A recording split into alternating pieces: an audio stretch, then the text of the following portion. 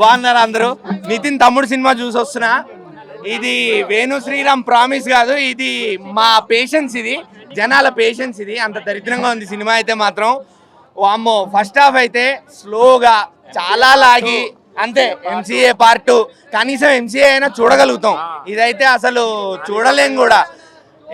ఇక ఎంసీలో అయినా కొంచెం కామెడీ పెట్టి, కొంచెం యాక్షన్ సీక్వెన్స్లు పెట్టి, నానితో కొంచెం ఎంటర్టైన్మెంట్ చూపించి సజెషన్ ఇస్తున్నా.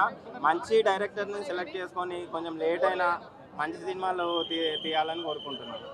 తీస్తాడు. నువ్వు చెప్పు ఎప్పుడు అయిపోద్దా సినిమా అన్నట్టు అనిపించింది. ఫోన్లు వదిలితే ఒట్టు, మేము ఫోన్లు పట్టుకుని కూర్చున్నాం సినిమాలో, థియేటర్లో. అందరూ జనాల పేషెన్స్ని భయంకరంగా టెస్ట్ చేశారు. కొన్ని బ్యాక్గ్రౌండ్ మ్యూజిక్ బాగుందా, ఏమైనా ఎలివేషన్ సీన్స్ ఉన్నాయా అంటే అది కూడా లేదు అన్న. Kantara cinema, Devara cinema, KGF cinema మొత్తం పట్టుకొచ్చారన్న బ్యాక్గ్రౌండ్ మ్యూజిక్లో. ఏందన్నా ఇది, దండమయ్యా దూత బాబోయ్ అన్న. నితిన్ ఎంతో ప్రేమగా జనాలకు చెప్పాడు చూడండి అని చెప్పి.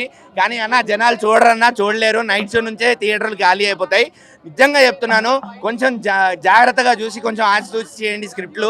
మీ ప్రీవియస్ సినిమాలు పోయాయి అని ఎంత బాధపడ్డారో మొన్న ఈవెంట్లో, ఈ సినిమా కూడా పోయిందన్న. బాధపడండి, పర్లేదు. కానీ ఈ బాధలోంచి మళ్ళీ బయటకు వచ్చి ఇంకో మంచి సినిమా చేసి మాకు జనాలకి ఇవ్వండి. మీరు ఇంకో సినిమా తీయండి, మేము తప్పకుండా చూస్తాం.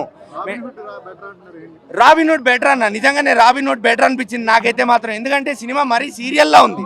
ఇప్పుడు సినిమా బాగాలేకపోయినా కొంచెం ఏదో ఒక పాయింట్ ఆఫ్ టైంలో ఏదో ఒకటి బాగుంది అనిపించేలా ఉంటే కనీసం చూడడానికైనా పర్లేదు రాబోయే ఒకసారి చూసి బయటకు వచ్చేది అనుకోవచ్చు. కానీ సినిమా మాత్రం సీరియల్లా ఉండింది. సెకండ్ హాఫ్ అయిపోయాక ఒక 20-30 నిమిషాలు మాత్రం బాగుండింది అంతే. సెకండ్ హాఫ్ తర్వాత ఒక డెలివరీ సీన్ వస్తుంది.